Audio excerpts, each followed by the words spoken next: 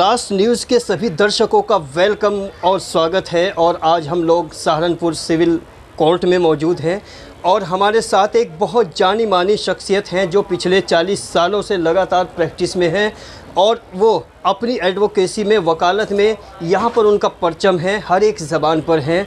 अगर उनसे क्लाइंट की बात करें, उनके पास कई हज़ार केसेस हैं। ऐसा हमने जो ऑफलाइन हमारी बातचीत हुई वहाँ से निकल के आया है। और हम अपने दर्शकों को बता दें कि वकालत के साथ साथ उनके अंदर एक फ़िल्मी जज्बा भी है।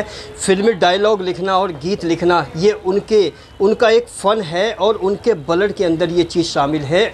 अल्टीमेट एक आर्टिस्टिक एटीट्यूड उनमें लगातार उनके पूरे अस्तित्व में, पूरे एग्जिस्टेंस में है। और यही पड़ताल करने के लिए हम लोग पहुंचे हैं इसी चैम्बर पर। और वकील साहब देखिए किस तरह से बिज़ी हैं। हालांकि हम लोग उन्हीं के बारे में कुछ बात कर रहे हैं, लेकिन वो अपने पेपर वर्क में इतने बिज़ी हैं। शायद इसी डेडिकेशन का नतीजा है कि लोग, क्लाइंट उनसे सेटिस्फाइड होते हैं और न जाने कितने लोगों को, कितने घरों को उन्होंने बसाया। Welcome sir.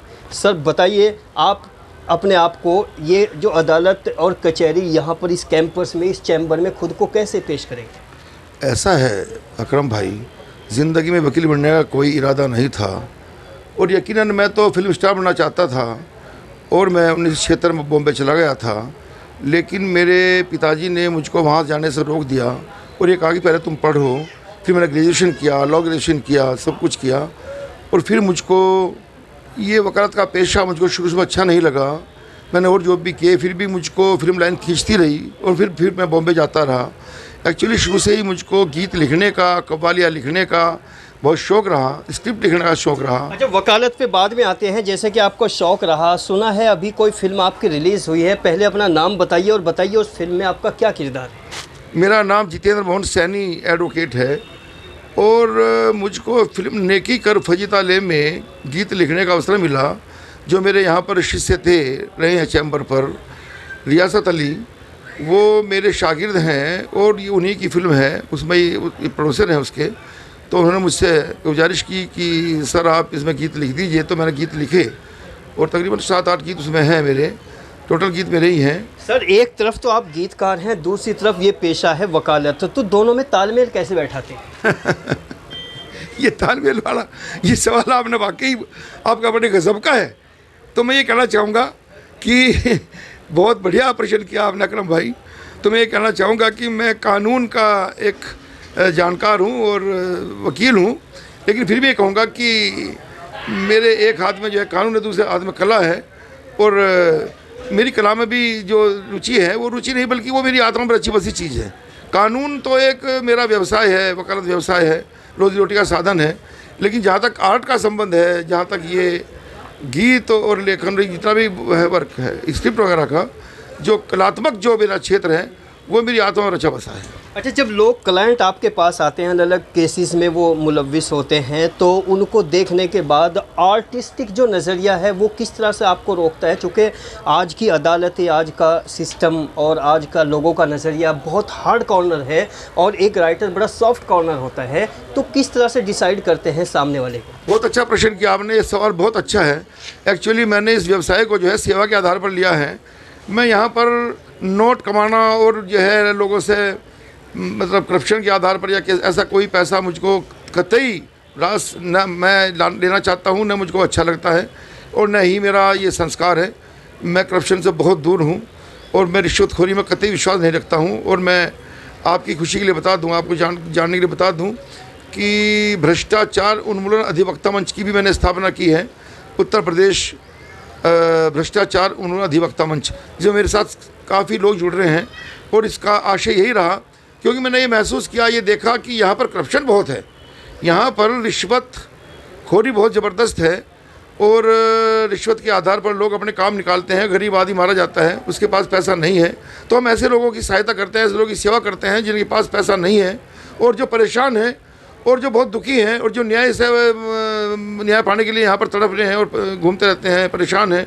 तो हम उनकी जो सेवा है उनको हम तरजीह देते हैं। वकील साहब ये बताइए, चूँकि बहुत सारा एक माहौल तब्दील हुआ है, लोगों ने कोट पहने हैं, चोले पहने हैं, लेकिन जो एक कसम खाते हैं वो एडवोकेसी में उस तरह का बर्ताव नहीं करते। चूँकि एक एक आदमी आपको सुन रहा है, उत्तर प्रदेश, हरियाणा, यहाँ तक कि बिहार तक भी हमारे दर्शक आपको सुन रहे हैं, जो स्पेशली वकील हैं, जो कोर्ट में बैठते हैं और जजेस भी हैं। उन सबको क्या मैसेज छोड़ना चाहेंगे जितेंद्र मोहन सैनी जी? मैं ये मैसेज छोड़ना चाहता हूँ अपने वकील भाइयों को, ये कहना चाहता हूँ कि आप लगन के साथ, मेहनत के साथ, पूर्ण पुरुषार्थ के साथ, आप जो क्लाइंट आपके पास आया है और उसको न्याय दिलाने में आप पूरी डेडिकेशन के साथ उसको जो है न्याय दिलाएं और उसके साथ लूट खसोट वाला बर्ताव आप न रखें। लेकिन पब्लिक का धीरे धीरे, चूंकि हम ग्राउंड पे लगातार रहते हैं वकील साहब, पब्लिक का विश्वास टूटता जा रहा है जुडिशरी से। उस अंतिम व्यक्ति का विश्वास कैसे जिंदा और बहाल करने की आप कोशिश करेंगे?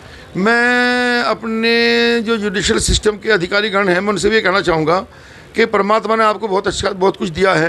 पहली बात तो रुतबा दिया है, आपको पद दिया है, आप न्यायाधीश हैं। न्यायाधीश ईश्वर का ही रूप होता है। अगर आप वहाँ बैठकर भी रिश्वत खाते हैं और रिश्वत लेकर फैसले करते हैं तो फिर तो आपका क्षमा ईश्वर तो आपको कभी माफ़ करेगा नहीं और आपकी आत्मा भी आपको माफ़ नहीं करेगी। और अगर एक जज रिश्वत खाकर फैसले दे रहा है तो वो सच पूछो तो वो एक गद्दार है कौम का, वो एक गद्दार है इस देश का, वो देशद्रोह है, वो देशद्रोही आदमी, देशद्रोही है वो जज। अगर कोई जज रिश्वत लेकर फैसले दे रहा है तो वो, मैं उसको देशद्रोही की संज्ञा दूंगा।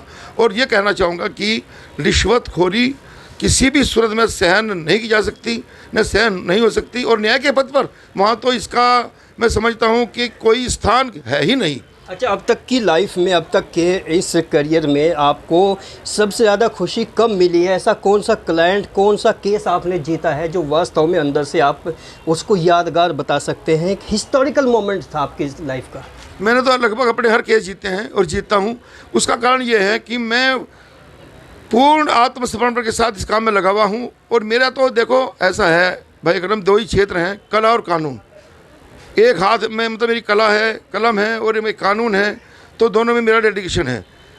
लेकिन जहाँ तक खुशी की बात है, देखो अगर अब ये आपका जो सवाल है वास्तव में बड़ा विचित्र है और बहुत ही मूल्यवान है ये प्रश्न, इसमें कोई संदेह नहीं है। मेरे लिए मेरा हर क्लाइंट मेरे लिए अहमियत रखता है, चाहे वो एक चाकू का केस हो और चाहे मर्डर का केस हो। अच्छा, जब आप फिल्मों में गीत लिखते हैं तो उसमें आपको एडवोकेसी की कितनी मदद मिलती है, कितना आपको सपोर्ट मिलता है? देखिए, जहाँ तक गीत का प्रश्न है वो कला का क्षेत्र है, वो कला का क्षेत्र है। लेकिन जो हमारी संस्कृति है, हमारी सभ्यता है, हमारा कानून है, उसका एक दायरा है, उसकी सीमा है, मर्यादाएं हैं, तो हम उस चीज़ को वहाँ पर भी लेकर चलते हैं कि कलम जो है मर्यादाहीन न हो जाए, कलम हमारी मर्यादाहीन न हो जाए और कोई आक्षेप हम पर ना आ जाए। आगे किसी फिल्म में कोई गीत या कोई डायलॉग लिख रहे हो तो बताइए, चूँकि कुछ नई जनरेशन भी आपको सुन रही है। देखिए ऐसा है अकरम भाई, आप मेरे छोटे भाई और मैं आपसे छोटे भाई की तरह ही प्यार करता हूँ, लगाव करता हूँ। और ज़िंदगी आखिर के लम्हे तक मैं अकरम भाई को छोटे भाई की तरह ही प्यार करता रहूँगा जब तक ये सांस है। मैं ये कहना चाहूँगा कि मैं किसी प्रोड्यूसर के पास, किसी डायरेक्टर के पास काम मांगने कभी नहीं जाऊँगा, काम मांगने नहीं जाऊँगा। मेरा काम उसको लेकर मेरे दरवाजे तक आएगा और फिर मैं उसको काम करके दूँगा जो बेमिसाल होगा, जो बेनज़ीर होगा। आप नहीं कर फजीता ले देख लीजिए, आप नेकी कर फजीता लेके गीतों में मैं खुद नहीं करना कहना चाहूँगा, कोई प्रशंसा नहीं करना चाहूँगा, प्रशंसा हो जाएगी। आप उसको देखिए तो आप पाएंगे कि वाकई गीत बेमिसाल हैं, गीत अच्छे हैं।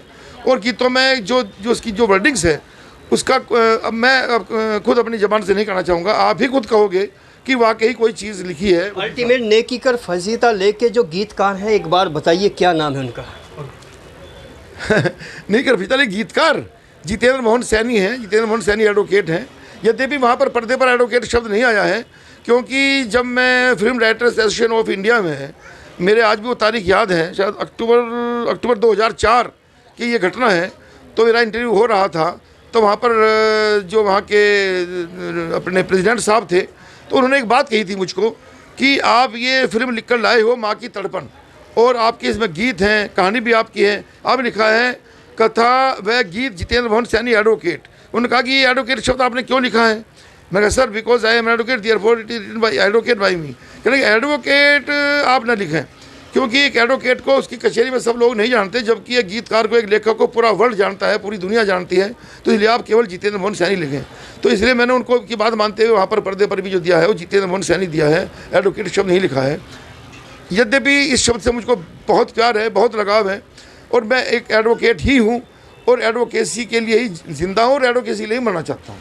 हम अपने दर्शकों को बता दे चूँकि हो सकता है वो बात गलत हो या सही है, इसका फैसला हम नहीं कर सकते, लेकिन एक बात ज़रूर है कि कहीं ना कहीं अगर एडवोकेट आ जाता जितेंद्र मोहन सैनी गीतकार के साथ, तो एक एडवोकेसी की गरिमा बनती और लोगों को एहसास होता कि एडवोकेट जिसको लोग अलग नज़रिए से देखते हैं वो कितना सेंसिटिव होता है और सेंसिटिविज्म उसके अंदर होता है। और हम अपने दर्शकों को बता दें, जितेंद्र मोहन सैनी जो हमारे साथ बात कर रहे थे, हकीकत में वर्सैटिलिटी उनके अंदर है और उनकी पर्सनालिटी में बहुत तरह के टैलेंट्स हैं। और ऐसा सहारनपुर के इस कचहरी कैंपस में हम पहले वकील देख रहे हैं जो गीतकार भी हैं, डायलॉग राइटर भी हैं और एक बहुत शानदार वकील भी हैं, और जिनके पास अनगिनत केसेस हैं और भरमार हैं और अपनी काबिलियत के दम पे उनकी पहचान लगातार है। हमारी इस रिपोर्ट पर हमारे दर्शकों की क्या राय है, कमेंट बॉक्स में हमें लिखकर ज़रूर भेजें। बने रहिए राष्ट्र न्यूज़ के साथ। मैं मोहम्मद अकरम अपने सीनियर पत्रकार रियाज अहमद के साथ विदा लेता हूँ। आदाब, नमस्कार, धन्यवाद।